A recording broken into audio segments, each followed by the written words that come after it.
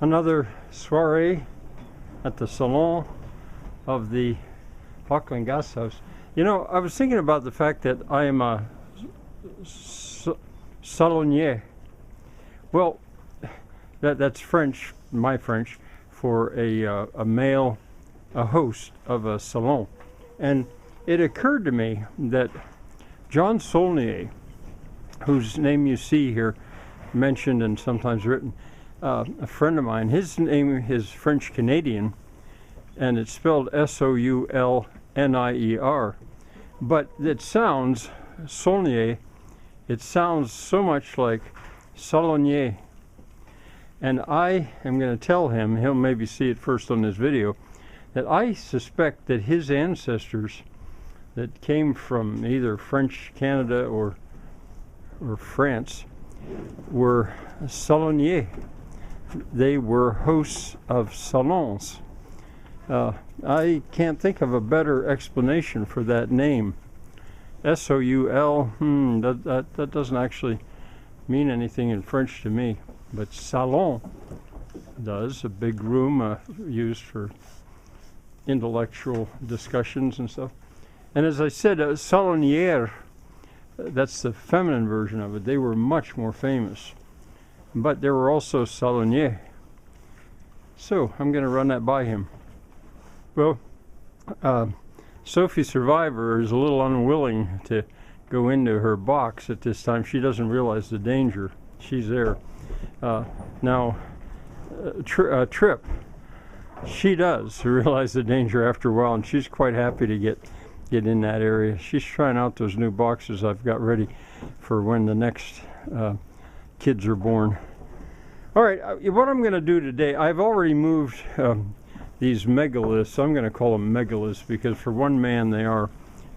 I moved that one down that way about 15 feet and this one about 15 feet. But that's easier done when there aren't the animals here. What I'm going to do, I think, is try to cut more of this slab away down here where it's thinner, and I've undermined it. There's a term, undermine. By taking the support out from under it, I think it'll break easier. So we'll see how that goes. I'm going to use the bar and see if I can make a cut the way I want instead of just slamming the big Johnson on it like I did last time. There, you might be able to see that. I made 6 passes, I think, 5 or 6, with that bar. That was not hard work.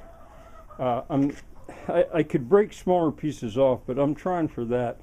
Now I think I'm going to go with one of those hammers. So I'm gradually gathering all my sledgehammers, wedges, bars together. I've got like a surgeon's collection here. And I think I'm going to go with, ooh, that's a sharp one.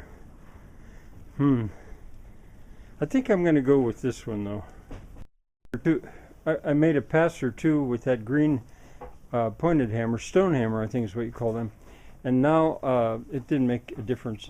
And now I'm going to use the big Johnson. I'll hammer it out there and surely I can break it into pieces, but I'm still hoping for that one piece. I'll let you know how it goes. This one, I only lifted a couple feet to hammer because it's so heavy. One single blow did it. Came up in 2 pieces, but that's fine. So now this one piece, I don't know if I can carry that. I may have to use the rollers on the big one, and I'll get them out of there and then see what I do next.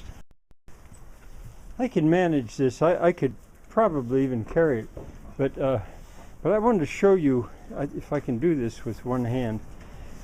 They talk about walking something. When you're moving a big piece of something with somebody else, you sometimes walk it. This is walking it. Hard to do this with one hand. Do you see what I'm doing? I mean, that's what you'd say, let's walk it. And the guy I work with, he understands what I mean, and so we walk it instead of tip it or carry or roll it. And they talk about walking the those sculptures in Easter Island, that they walk them into place. Well, you don't have to have it standing up to walk it. But anyway, there's another one of those words, walking. There's the rooster helping out. I don't think he knows he's a rooster. There's the hen. She knows she's a hen, because look at what she's done here. She's laying eggs. Now, if the rooster's done his job, I'm going to have peepees eventually, but I suspect they're not fertile. But I'll let them alone. She'll start to set on them eventually. The pig, of course, has to come and inspect, see if there's anything to eat here. I'm going to try the Big Johnson on this. Maybe I can do that with one hand. How about that and film it? If I just drop the head of it, it's... Get out of there, chicken. Well, that didn't work. I'll have to swing it. 2 swings and I got that. It wasn't where I wanted, but I'll take it. See, this is so thin in parts. I could just go after this with the Big Johnson and just see what I get. I might do that. But I need to undermine him though. Now what is she eating? She's eating hay. But it's not fresh hay. They like the hay after the goats have messed in it and chewed it some and peed on it. And I know they like the pellets, the manure, the goat manure. I know they like that. But she's eating the hay. People would say, I think, that pigs wouldn't eat hay, but they do. And it's one of the reasons that this pile, this great bed I call it, doesn't keep getting higher, because the pigs come in here and they eat at it, just as I add to it.